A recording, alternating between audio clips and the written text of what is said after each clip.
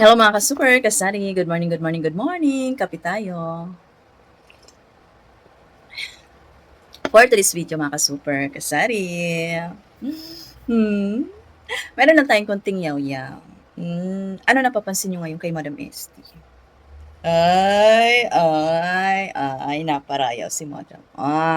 So itong pag-uusapan natin ngayon, itong ating pagpapatattoo. Oo, kasi maraming mga ka-super ang nagulat. Bakit daw si Madam Esty nagpatattoo? Ang kinis-kinis ng sexy body, dinumihan daw. Mhm. So, paano ko ba naisipan magpatattoo? Story time. Kasi ganito yun. So, mga 2 years ago na siguro, 1 year ago ba, hindi ko na matandaan. Kaya ko, parang sabi ko, ay, magpatattoo kaya ako, mga ganun. Kasi may nagpapaprint sa akin. Kapitbahay ko, yung mahilig siya sa magpatato. Pero hindi naman siya yung nahilig lang din siya magpatato. Parang dumating din siya sa point na gusto niya magpatato, nahilig siyang magpatato. So, nagpapaprint sa akin ng mga design. So, syempre, cheka-cheka. Sabi ko, ay, Chinese pa nga yung mga design niya. May meaning daw yung mga ganun.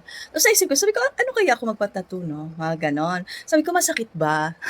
Masakit, masikit. Di ba? Syempre, masakit talaga pag first time. Lahat naman masakit, di ba? Basta first time. So, ito na nga. Sa may nakikita pa akong iba, ay ang ganda ng tattoo niya. At syempre, kasalanan din 'to ng social media. Syempre minsan 'di ba, may nakikita din tayo sa social media, mga gano'n. So, parang sabi ko lang, ano kaya kung magpa-tattoo ako? So, naisip ko, kasi noon talaga, sabi ko sa sarili ko, never ako magpapa-tattoo kasi ang hirap maghanap ng trabaho, 'di ba?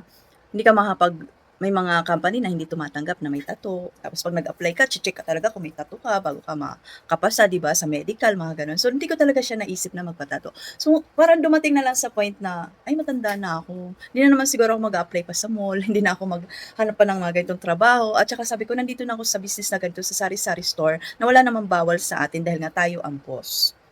So, ayun na nga. May mga nagpapa-print pa din, may nakikita akong yung mga kaanuhan ko na sa tindahan, may mga tayo, sabi ko, "Masakit ba 'yan?" Tapos minsan may nakita pa ako yung kaka-tattoo lang talaga. Sabi ko, "Masakit ba?" Gano'n. Sabi, "Try mo Ate Rose." Sabi ko, "Ay baka masakit." So, ngayon, ang una kong pinaalaman, si Jam. Isang taon na siguro 'yun. Sabi ko, "Nak, pa-tattoo kaya ako, rose jam." Sabi siyempre 'di ba, rose jam ano na 'yan, talagang number one na maiisip ko sa lahat ng bagay ko talagang rose jam. Lahat ng isusulat ko rose jam, rose jam, rose jam. Kasi nga rose jam, pangalan ng ating tindahan, Rose Jam 11. Pero Rose Jam talaga 'yan. Rose Jam Store, 'di ba? Ating YouTube channel, Rose Jam 11. FB page, Rose Jam 11. So ano pa papasok sa isip ko na ipapa-tattoo ko, 'di ba? So Rose Jam, so sabi ni Jam nung ano, "Ano yan mama, ganyan-ganyan, gangster lang yan, ganyan-ganyan." Sabi ko, "Sige, ayaw mo? Ayaw mo ng Rose Jam? Sige, ko dito, Rose Meng." Kasi may pusa na rin kami, Rose Meng Meng, gano'n. Sabi niya. Tapos yung mga siguro na ano na rin niya, lumaki na rin yung isip niya, nag-mature na, sabi niya. Nung sabi ko, "Nak, papa-tattoo na ako." Sabi niya, "Okay, go. Gusto mo yan, ganyan. Basta rose jam, basta maganda, mga ganon." So, payag na siya. So, ngayon, ang tanong, mayroon din nagpaalam ka ba kay Indoy? Nagsabi ka ba kay Indoy? Kay Indoy, wala naman yan paki sa buhay si Indoy. Parang gusto ko sa buhay, di ba? So, at least nagsabi ako sa kanya. Sabi ko, magpapatattoo ako ha. Wala naman, walang yes or no. Wakpak, gano'n. Wala ka sa buhay. O, di ba? So, ayan na nga. So, matagal na to, yung plano na to na wala lang time. At saka, noon kasi, wala akong kilalang tattoo artist. So, hindi naman ako maghanap pa, gustong-gusto na talaga. Adik na sa pagpapatato. So, hindi ako naghanap. Parang dumating lang talaga sa point na ito na yung pagkakataon, di ba? Tapos, yung kumari ko, nung nag-get together ulit kami, nakita ko siya, may tattoo siya. Sabi ko, "Hay, kanino ka nagpatato? Sino yung nagpatato?" Sabi niya, "Ay, kakilala namin." So, sige, ako din. So, ganun. So, dahil nga kumari ko, ka-close ko naman, so, sa kanya na ako yung kung sino yung magtatattoo artist. So, doon na kami sa kumari ko nagtatuan. So, at nung time ng birthday ko, sabi ko magbabanding kami. Tsaka baka available din yung tattoo artist. At yun nga, nangyari na yung tattooan nung birthday ko. Talagang perfect timing yun dahil birthday ko, hindi ko makakalimutan. Sabi ko, siguro talagang pagkakataon na talaga na matattoo ako. Kasi ang daming beses na, kailan tayo papatattoo? Kailan ba? Kailan available yung tattoo artist? Busy, mga ganun. So, yung July 15 talaga, nagsakto yung mga oras namin. Tapos, hindi pa ako nagsabi dito sa social media, di ba? Kasi usually kung mayroon ako mga plano sa buhay, halimbawa may gusto akong bilhin, parang nag-aano pa ako dito na payag ba kayo ganyan o kaya kung anong magandang design, kung ano, hindi na ako nag-ano kasi alam ko may mga against na mga ka-supers. Alam ko meron kasing masyadong ina-idolize siguro ako na gusto talaga yung gusto na lang nila yung masusunod, yung parang gusto nila ganito lang ako, ganyan-ganyan. So, hindi na ako nag-ano kasi ayoko na yung magkaroon pa ng isipin, 'di ba, kasi mababasa mo sa comment, may mga against, mayroong agree, mga gano'n. So, talagang hindi na ako nag-post na manghingi pa ako ng mga gano'n, hindi na. Talagang sinekreto ko lang talaga at nag-post na ako yung tinatatuan na ako. Oh, wala ng ano magagawa yung mga ka-super ko, nakatatak na. So, bakit Rose Jam 11? Siyempre Rose Jam 11 maraming ano yan, eh, maraming kahulugan. Rose, ako si Rose, nickname ko Rose. Si Jam, yung si Ate Esty. 11 naman, birthday ni Jam yan. Ang una ko talagang ano sa tindahan ko, Rose Jam. Kaso nga lang, naging 11 dahil nga sa DTI, mayroon ng kapangalan ang Rose Jam. So, ninagdagan ko ng 11, which is birthday ni Jam. 11 yung day ng birthday ni Jam. Kaya Rose Jam 11. At syempre, sabi ko nung naisip ko, parang pumasok sa isip ko na gusto magpa-tattoo. Sabi ko itatattoo ko kasi parang kasagsagan pa yun nung talagang YouTuber. Gusto ko YouTube. Yan. Kaya nandyan yan. Meron pa nga sana yan, like, share, subscribe. Kaso ang haba at saka masakit na. Kaya logo na lang ni YouTube. Kasi perfect timing na rin yan. Kaya ko siya nilagay. Kasi malapit na tayo mag 100k sa ating YouTube channel. Diba? Kaya, ayan. Dapat nga may Facebook pa yan. Kaso medyo masakit na. Susunod naman, dapat Rosham 11, YouTube, tsaka Facebook. Kasi yun naman yung ating social media. No, lahat ng ano, Rosham 11, YouTube, ganyan. Eh, may TikTok, tatlo sana TikTok. Hindi naman ako masyadong active sa TikTok. Pero ito talagang Rosham 11, yung unang pumasok sa akin, Rosham.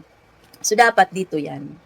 Rose Jam, dito yan, Rose Jam. Tapos yung parang dito, parang logo ng YouTube. Kaso, ang pangit daw dito, sabi nung tattoo artist, at saka parang gangster daw dito. Kaya napunta dito, dito na lang daw.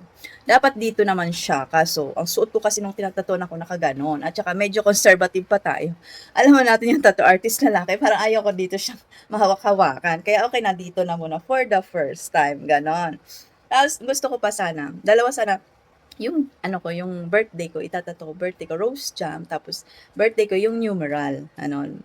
Pero kaso daw, masakit daw dito, masakit daw dito. So, ito na muna for the first time. First time, may ibig sabihin, may second time pa, madam, may third time pa, madam. It depends, pero maximum of 3.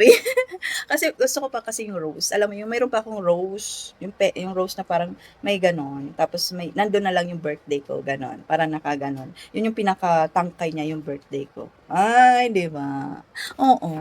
Kasi nasa mundo na tayo ng open na lahat, 'di ba? Parang hindi naman porket may tattoo ka masama ka na, 'di ba? Hindi naman porket may tattoo ka, ano ka na, gangster ka na o galing ka na sa kulungan. So, it depends. At saka, lahat naman yan, hindi ka naman nagpatattoo lang ng wala lang. May mga kahulugan naman yan. May mga connection naman yan sa buhay natin. Rose Jam 11, at least, di ba, tumanda man ako, mawala man ako sa social media, nakatatak na, YouTuber ini. Minsan sa buhay ko, naging YouTuber ako. Nakapundar ako sa pag-YouTube ko. Marami akong na-share ng mga tips and ideas sa ating pag-YouTube, pag-share sa social media.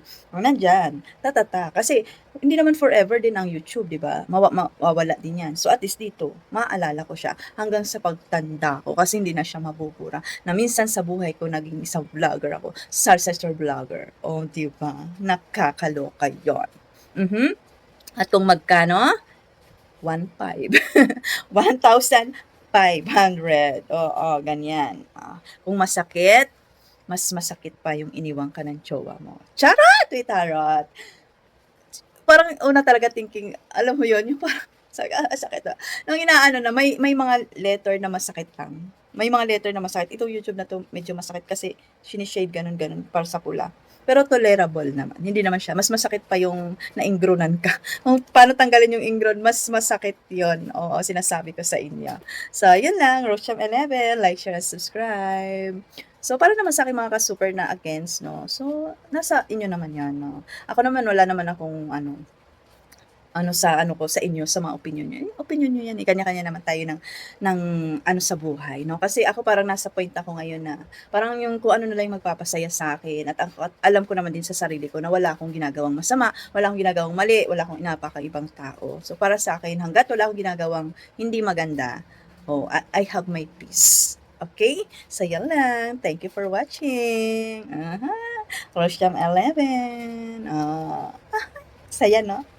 Nakakatuwa lang kasi parang at age of 39 na parang laki ng buto laki ng buto mo 'te, 'di ba? Parang kaya mo na talagang mag-decide sa mga ganito kasi alam mo, ito parang kailangan mo din talaga pagdesisyonan, 'di ba? Hindi ko naman din 'to basta-basta, "Oh, nagtattoo lang ako." Pinag-isipan ko din 'to, pinagdesisyonan.